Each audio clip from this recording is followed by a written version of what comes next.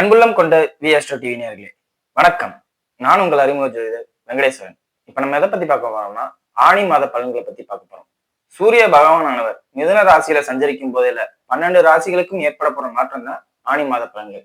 இந்த ஆணி மாத பலன்களை பார்க்கறதுக்கு முன்னாடி இந்த ஆணி மாதத்துல எந்தெந்த கிரகங்கள் பயிற்சி ஆகுது அப்படிங்கிறத முதல்ல தெரிஞ்சுக்கும்.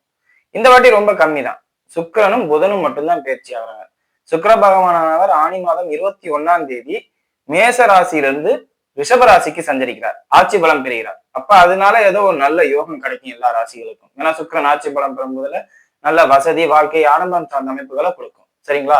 அதே மாதிரி புதன் பகவானானவர் தன் ஆட்சி வீடான மிதுனத்தில் இருந்து கடகத்துக்கு பயிற்சி ஆகிறார். பகை வீடான கடகத்துக்கு பயிற்சி. அதனால பொருளாதார ரீதியாகவோ, வாக்குவாதம் ரீதியாகவோ, டாக்குமெண்ட் ரீதியாகவோ சில சில நல்ல விஷயங்களும் சில சில பாதிப்புகளும் நடக்கலாம். சோ அது எந்தெந்த மாதிரியான பாதிப்புகள் 12 ராசிக்கும் கொடுக்க போகுது, அதுவும் எந்த என்னைக்கு நடக்க போகுதுன்னா ஆணி மாதம் 8ஆம் தேதிக்கு அப்புறம். சோ மாதம் ஆரம்பிக்கும் போதே புதன் பகவான் பயிற்சி ஆகிறார். அப்படிங்கும்போது எந்தெந்த மாதிரியான மாற்றங்கள், எந்தெந்த மாதிரியான சாதகமான தன்மைகள் நிகழப்போகுது அப்படிங்கிறத பார்ப்போம். அதே மாதிரி வணிக ரீதியா அனைத்து துறையில இருக்கிறவங்களுக்கும் அற்புதமான பலன்கள் கிடைக்கும். வணிக ரீதியா இருக்கிறவங்களுக்கு ஆளுமை திறன், தகவல் தொடர்பு சார்ந்த அமைப்புகள்ல முழு அங்கீகாரமும் கிடைக்கிறது. அதே மாதிரி எல்லா துறைகளிலும் முன்னேற்றத்தை கொடுக்கிறது. படிப்பு சார்ந்த அமைப்புகள்ல எல்லா விதமான நல்ல மாற்றங்களை தருது. இதெல்லாம் பப்ளிக்கா பொதுவா, அதாவது அரசாங்கத்தால் ஏற்படுத்தக்கூடிய மாற்றம் அப்படிங்கிற விஷயத்துல நடக்கும். சரிங்களா? இப்ப வாங்க 12 ராசிகளுக்கும் எந்த மாதிரியான மாற்றங்களும் நடக்க போகுது அப்படிங்கிறத பார்ப்போம். ரிஷபராசி அன்பர்களே, இந்த மாதம் உங்க ராசியாதிபதி ராசிக்கு 12ல இருக்காரு அப்படிங்கறத தெரிஞ்சுக்கங்க. முதல்ல 21ஆம் தேதிக்கு அப்புறம் உங்க ராசியாதிபதி உங்க ராசிக்குள்ளே வராரு அப்படிங்கிறதையும் தெரிஞ்சுக்கங்க. சோ மாதம் ஆரம்பிக்கும் போதெல்லாம் மருத்துவம் சார்ந்த செலவுகளை பத்தி நீங்க சிந்தனை பண்ற மாதிரியோ இல்ல வீண் விரயங்களை சிந்தனை பண்ற மாதிரியோ தான் ஆரம்பிக்கும். என்னடா இது தேவையில்லாத என்னடா எப்படா வெளியே காலம் வரும் அப்படிங்கிற ஒரு இது.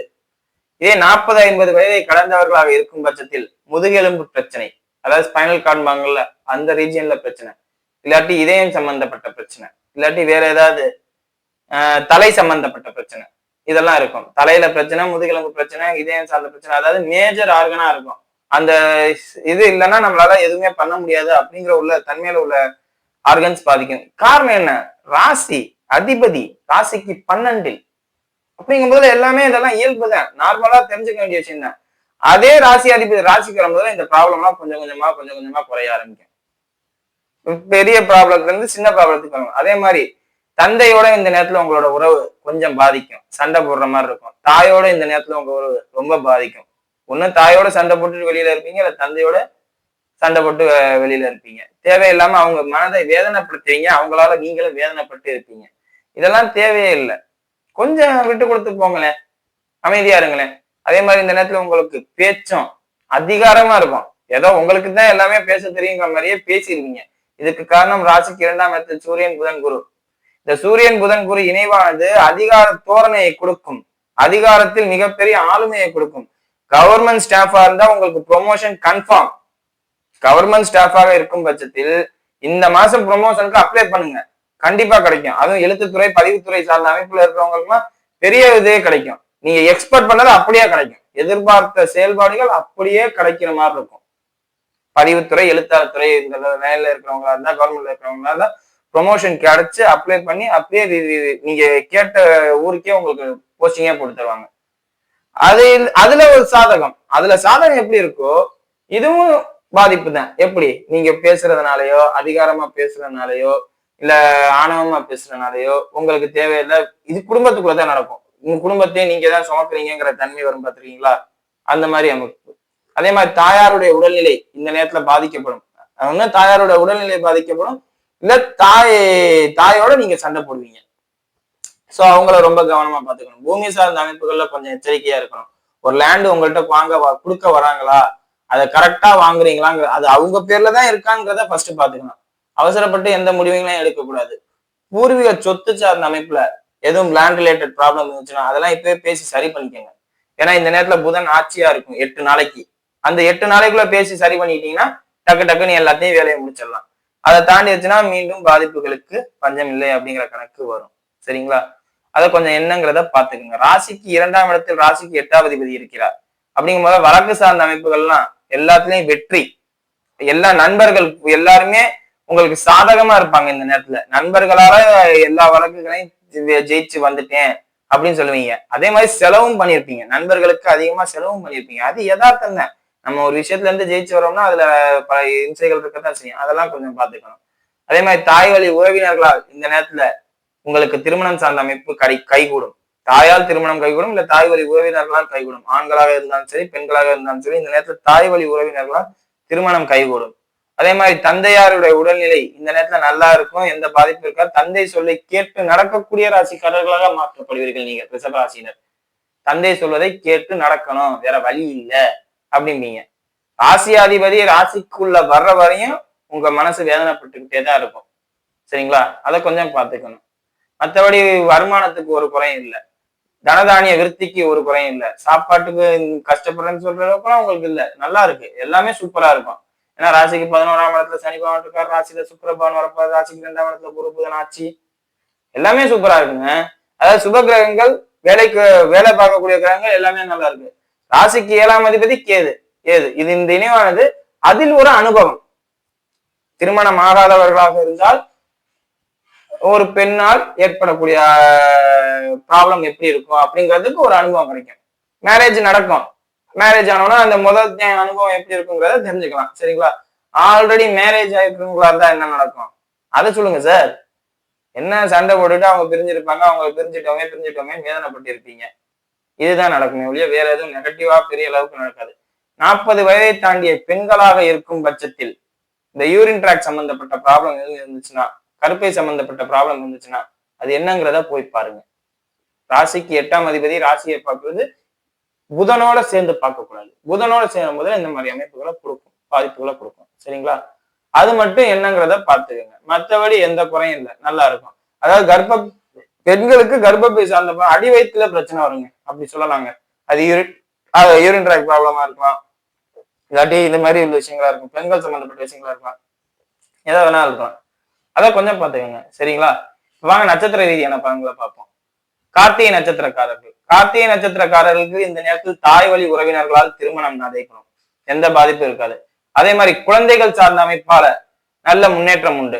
குழந்தைகள் சார்ந்த அமைப்பால நல்ல முன்னேற்றம் உண்டுன்னா என்ன, ஏற்கனவே ஒரு குழந்தை இருந்தாலும் இன்னொரு குழந்தைக்கு எக்ஸ்பெக்ட் பண்ணுவீங்கல்ல, அது நடக்கும். ப்ராக்டிக்கலாவே லைஃப் ஹாப்பியா இருக்கும், ரொமான்டிக்கான ஆளா இந்த நேரத்தை நீங்க மாறுவீங்க கார்த்திகை நட்சத்திரக்காரர்கள். அது 21ஆம் தேதிக்கு அப்புறம் சூப்பர் ரொமான்டிக்கா மாறிடுவீங்க. வேணா ராசிக்குள்ள சுக்கிரபகவான் வராருல, அதனால அந்த மாதிரி விஷயங்களுக்கு எல்லாமே கணவன் மனைவி ஒற்றுமைக்கு இந்த நேரத்துல கார்த்திகை நட்சத்திரக்காரர்களுக்கு நல்லா இருக்கும். அதாவது பிரிஞ்சு சேருவீங்க, சண்டை போடுவீங்க, காலைல சண்டை போடுவீங்க, நைட்டு செஞ்சுருவீங்க, காலைல சண்டை போடுவீங்க, நைட்டு செஞ்சு, அந்த மாதிரி அமைப்புகள் தான் கொடுக்கும். செவ்வாய்க்கு எதுவின் நினைவானது உங்களுக்கு தான் அற்புதமான யோகம். அது எங்க 4ஆம் இடத்துல இருக்கனால ஒரு லாங் டிஸ்டன்ஸ் டிராவல் போலாமான்னு கேட்பீங்க.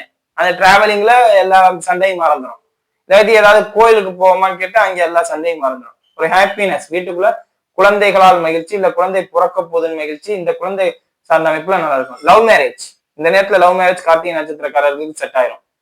பேரண்ட்ஸ் இந்த சொன்ன அப்பா அம்மாவோட ப்ராப்ளம் இருக்கும், அப்பா சண்டை போட்டிருப்பீங்க, இல்லாட்டி அப்பா அம்மாவுக்கு உடம்பு முடியாம போகும் அப்படிங்கிற தன்மை, அது வந்து லவ் மேரேஜா கூட இருக்கலாம் சமயத்துல ஒரு சிலருக்கு. கார்த்திகை நட்சத்திரக்காரர்களை பொறுத்தவரை திருமணம் சார்ந்த அமைப்பு வலுத்து இருக்கு, நல்ல முறையில இருக்கு, எந்த பாதிப்பும் இருக்காது. அதே மாதிரி லவ் மேரேஜ், குழந்தைகள் சார்ந்த அமைப்பு எல்லாமே சூப்பரா இருக்கு. குடும்ப வாழ்க்கைக்கு கார்த்திகை நட்சத்திரக்காரர்களுக்கு அற்புதமான விஷயம். ஏன்னா நட்சத்திராதிபதி ராசிக்கு 2ஆம் இடத்தில், அப்படிங்கும்போது என் குடும்பத்தை நான் எப்படி நிர்வாகம் செய்ய வேண்டும் என்பது எனக்கு தெரியும் அப்படின்னு கொண்டு வந்துருவீங்க. பொருளாதார ரீதியா கரெக்டா இருக்குமா சார் அப்படின்னு கேட்டா கொஞ்சம் அப்படி இப்படின்னு தான் இருக்கும், கொஞ்சம் அனுசரிச்சு போங்க. சரிங்களா? அடுத்தது ரோஹிணி நட்சத்திரக்காரர்களை பொறுத்தவரையும் உங்களுக்கு என்ன பாதிப்புனா, குழந்தைகள் விஷயத்துல நீங்க ரொம்ப ஆராய்ச்சி பண்ணுவீங்க, காதலர்கள் சார்ந்த அமைப்புல ரொம்ப ஆராய்ச்சி பண்ணுவீங்க, தேவையில்லை. ரொம்ப எதுவுமே ஒரு குச்சியாவே இருக்கட்டும், வளைஞ்சிருக்க குச்சிய நேர் பண்றேன் நம்ம இழுத்து பிடிச்சோம்னு வச்சுக்கோங்க, அது ஒடிஞ்சு போயிடும். ரொம்ப குழந்தைகள் விஷயத்துல ஆராய்ச்சி பண்ணாதீங்க. அவனால முடிஞ்சா அதை அவன் செய்வேன், அவனால முடியாது அவன் செய்ய மாட்டான். லவ்வரா இருக்காங்க, அவங்களால உங்களுக்கு பெர்ஃபெக்டா முடிஞ்ச அளவுக்கு இருக்காங்க, பெர்ஃபெக்டா இல்ல நீங்க நினைக்கிறீங்களா, விலகி போயிருங்க, தப்பே இல்லையே. ஆனா கூடவே இருந்துட்டு அவங்களை இம்சப்படுத்தக்கூடாது, வேதனைக்குள்ளாக்கப்படுவீர்கள். காதலர்கள் இந்த நேரத்துல பெரிய தன்மை ஏற்படும். ராசிக்கு 5ஆம் அதிபதி வந்து அஸ்தமனம் ஆகிறாரு சூரியனால. அஸ்தமனமாக முதல்ல என்ன அப்படி ஒண்ணு இல்ல என்கிட்ட அப்படிங்க. அப்புறம் லவ் சார்ந்த அமைப்புல பிரேக்கப் வர்றது இந்த நேரத்துல சாதாரணமா நடக்கும். ஆழ்மன எண்ணங்கள் இந்த நேரத்தில் குழப்பத்திற்குள்ளாகும். பாருங்க, சந்திரன் ரோஹிணி நட்சத்திரத்துல உச்ச நிலையில இருப்பாரு. உங்களுக்கு இந்த நேரத்துல மன பாதிப்பு வரும். ரோஹிணி நட்சத்திரக்காரர்களுக்கு தேவையற்ற பதட்டங்கள், பயம், இப்படி ஆயிருமோ அப்படி ஆயிருமோ, நம்ம இப்படி எல்லாம் உருவாக்கணும் அப்படியெல்லாம் உருவாக்கணும் அப்படிங்கிற ஒரு உங்களை நீங்களே பெருசா பில்டப் பண்ணி, அது எல்லா மனுஷனுக்கும் இருக்குதான். ஆனா அந்த பயம் உருவாகுறது உண்மை. அந்த பயத்தை மட்டும் நீங்க எப்படி கையாளணும், வீண் பதட்டங்களுக்கு அவசரப்படக்கூடாது, யாரையும் சந்தேகப்படக்கூடாது, ரொம்ப ஒரு விஷயத்துக்கு இதுல ஒரு லெவலுக்கு மேல ஆராய்ச்சி பண்ணக்கூடாது அப்படிங்கிறத இது பண்ணுங்க. அதே மாதிரி என்டர்டைன்மெண்ட் போற ஃபீல்டு எல்லாம் குறைச்சிருப்பீங்க இந்த நேரத்துல. நல்லா ஜாலியா சுத்துவோம் போவோம் வருவோம் அதெல்லாம் குறைச்சிருப்பீங்க. கொஞ்சம் அதுக்கெல்லாம் முயற்சி பண்ணுங்களேன், மைண்ட் மாறுறதுக்கு. ஸ்ட்ரெஸ்ஸா இருந்தீங்கன்னா அந்த மைண்ட மாத்திக்கிறதுக்கு இந்த ஒரு வேலையை பாருங்க. ரோஹிணி நட்சத்திரக்காரர்கள் கொஞ்சம் ஃப்ரீயா சுத்திட்டு வாங்க, தியேட்டருக்கு போயிட்டு வாங்க, இல்லாட்டி கோயிலுக்கு போயிட்டு வாங்க, இல்லாட்டி சுற்றுலா மாதிரி நண்பர்களோட போயிட்டு வாங்க. இல்ல எதுவுமே இல்லையா, ஒரு ஹோட்டலுக்கு ஃப்ரெண்ட்ஸோட ஒரு பார்ட்டி மாதிரி நீங்களே உங்க கை, அது செலவுதான். ராசிக்கு 12 சுக்கிரன் இருக்கும்போது செலவு நடக்கத்தான் செய்யும். ராசி அதிபதி ராசிக்கு 12 இருக்காருல்ல, அவங்களும் 6 மணி நேரம் செலவு பண்ணதான் செய்யும். சோ அதெல்லாம் கொஞ்சம் ஏற்படுத்திக்கிட்டீங்கன்னா கொஞ்சம் மனசு நிதானத்துக்கு வர, என்ன செய்யலாம் என்ன செய்யலாம் அப்படிங்கிறது புரியும். சரிங்களா? அது என்னங்கிறத கொஞ்சம் பார்த்து இது பண்ணிக்கோங்க. அடுத்தது மிருகசீரிஷ நட்சத்திரக்காரர்கள். மிருகசீரிஷ நட்சத்திரக்காரர்கள் பொறுத்தனையும் எது கிடைக்குதோ இல்லையோ வேலை கிடைச்சிடும். அதுல கன்ஃபார்ம் எந்த குறையும் இருக்காது. உங்களை ஏமாத்துறாங்கன்னு தெரிஞ்சு அவங்கள்ட்ட நீங்க வேலைக்கு போவீங்க. இதுல போனா நான் ஏமாந்துருவேன் அப்படின்னு உங்களுக்கு தெரியும், நல்லாவே தெரியும். ஆனாலும் அந்த வேலையை நீங்க இந்த நேரத்துல எடுத்து செய்வீங்க. ஏன்னா ராசிக்கு 2ஆம் இடத்துல குரு சூரிய நினைவு வருமானத்தை உங்களுக்கு கொடுத்தே தீரணும். ஏதோ ஒரு ரூபத்துல பணம் வரணும், அவ்வளவுதான். அதுவும் உழைச்ச பணமா இருக்கணும். ஏமாந்துட்டே நீங்க வாயை திறந்து சொல்லணும். ராசிக்கு 12 வர சுக்கிரன் இருக்காருல்ல, அப்ப அந்த பணத்துல 10 ரூபா கிடைக்கிற இடத்துல 8 ரூபா கிடைக்கும், 2 ரூபா அவங்க சாப்பிடுறாங்கன்னு உங்களுக்கே நல்லா தெரியும். அந்த வேலையை நீங்க தைரியமாவும் பார்ப்பீங்க. சோ இந்த மாதிரி அமைப்பு உங்களுக்கு இருக்கு. வேலை இல்லாதவர்களுக்கு வேலை கன்ஃபார்ம் அப்படிங்கிறத எழுதிக்கலாம். திருமணம் சார்ந்த அமைப்பை பத்தி இப்ப பேச வேண்டாம். ராசிக்கு 7ஆம் அதிபதியோட கேது, அதை மட்டும் மைண்ட்ல நல்லா வச்சுக்கோங்க. நீங்க தான் எல்லா தப்பையும் பண்ணுவீங்க. இந்த லவ் ஃபெயிலியர்ல இந்த நேரத்துல பிரேக்கப் பண்ணிட்டு போறது நீங்க தான். கல்யாணம் ஆகி கணவன் மனைவி டைவர்ஸ் கேட்கறது, டைவர்ஸ் கேட்கிறாரு நீங்க தான். தேவையில்லாம வாயை வச்சுட்டு சும்மா இருக்காம எல்லாரையும் பம்புத்துக்கிட்டு இருக்கிறதும் நீங்க தான். உங்களோட நிதானம் புரியாம இந்த நான் சொன்னேன்னா ஆழ்மன எண்ணங்கள் இந்த நேரத்துல பாதிக்கப்படும், அஸ்தமனம் ஆயிடுச்சு அப்படின்ட்டு, அது உங்களுக்கு தான். ஆண்களாக இருக்கும் பட்சத்தில் ஆவேசத்துல சண்டையெல்லாம் போட்டுருவீங்க, புரியாம எல்லாத்தையும் பண்ணிருவீங்க. சோ இதெல்லாம் கொஞ்சம் கவனமா பார்க்கணும், நிதானத்துக்கு கொண்டு வரணும். வேலை இல்லாதவர்களுக்கு வேலை கிடைக்கும், வருமானம் இல்லாதவர்களுக்கு வருமானம் உண்டு. குடும்ப வாழ்க்கை சைபர் ஆயிடுச்சு. கார்த்திகை நட்சத்திரத்துக்கு அப்படியே ஆப்போசிட் நட்சத்திரமா மாறி இருக்கு நீங்க இந்த வாட்டி. கார்த்திகை நட்சத்திரக்காரர்கள் குடும்பத்தை மட்டுமே போக்கஸ் பண்ணி எல்லாத்தையும் செய்வாங்க. நீங்க வருமானத்தை பணத்தை மட்டுமே போக்கஸ் பண்ணி போறது இந்த நேரத்துல நல்லது. அப்படி போனா பாதிக்காது. இல்ல நான் எல்லாத்தையும் இது பண்ணுவேன் அப்படி பண்ணுவேன் இப்படி பண்ணுவேன் அப்படின்னு அவசரப்பட்டீங்கன்னா எல்லாத்தையும் தூக்கி மூடி வச்சுட்டு நீங்க பாட்டுக்கு போக வேண்டியதான். எதை உருவாக்கணும்னு நினைச்சீங்களோ அதையே நீங்க அழிச்சிற மாதிரி ஆயிடும். சோ எதுக்கும் அவசரப்பட வேண்டாம். முக்கியமா திருமணம் சார்ந்த அமைப்பு, காதல் சார்ந்த அமைப்புல எந்த ஸ்டெப்பும் எடுக்க வேண்டாம். எது வேணாலும் நடக்குதுன்னு வேடிக்கை பார்க்கறது நல்லது. புதிதாக எதுவும் தொழில் தொடங்கணும்னு நினைக்கிறீங்களா, ஆரம்பிங்க, தப்பு இல்லை, ஒரு பாதிப்பும் வராது. ஏன்னா அது முடிஞ்ச அளவுக்கு லாபத்தை நோக்கி தான் போயிட்டு இருக்கோம். ஏன்னா ராசிக்கு 10ஆம் அதிபதி 11ல இருக்காரு, செவ்வாய்க்கு 8ஆம் இடத்துல இருக்கிறாரு. ஒரு அனுபவத்தை கொடுத்து கூட சமயத்துல தூக்கி விடும். சரிங்களா? அப்படிங்கும் போது நல்ல முறையில் தான் இருக்கும். நட்சத்திராதிபதிக்கு 8ல் சனி, அதைத்தான் செவ்வாய்க்கு 8ன்னு சொன்னேன், வேற எதுவும் இல்லை. அது உங்களுக்கு முழுக்க முழுக்க தூக்கி விடும், நல்லா இருக்கும். அடுத்த செவ்வாய் கன்னிக்கு தானே வருவாரு. கன்னிக்காம சனி செவ்வாய் பார்க்க இருக்கும் போதுல தூக்கி தானே வருவாரு. வக்ரம் ஆரம்பம் வேற இருக்கு, 29ஆம் தேதிக்கு போக வக்ரம். அப்ப செவ்வாய் சனி பார்வையெல்லாம் கிடைக்கும் இந்த மாசத்துலயே. சோ இந்த மாசத்துல இருந்து அடுத்த மாசம். சோ புதிதா தொழில் தொடங்குறவங்க தொடங்கலாம், அதுல ஒரு மாற்றமும் இல்லை, நல்லா இருக்கும். குடும்ப ரீதியா கொஞ்சம் கவனமா இருக்கும். சரியா? வீடியோ இப்பதான் ஃபர்ஸ்ட் டைம் பார்க்கறதா இருந்தா லைக் பண்ணுங்க, ஷேர் பண்ணுங்க, கமெண்ட் பண்ணுங்க, சேனலை மறக்காம சப்ஸ்கிரைப் பண்ணுங்க. வேற எதுவும் ஜோதிட ஆலோசனைக்கு கீழே உள்ள நம்பருக்கு கால் பண்ணுங்க. நன்றி.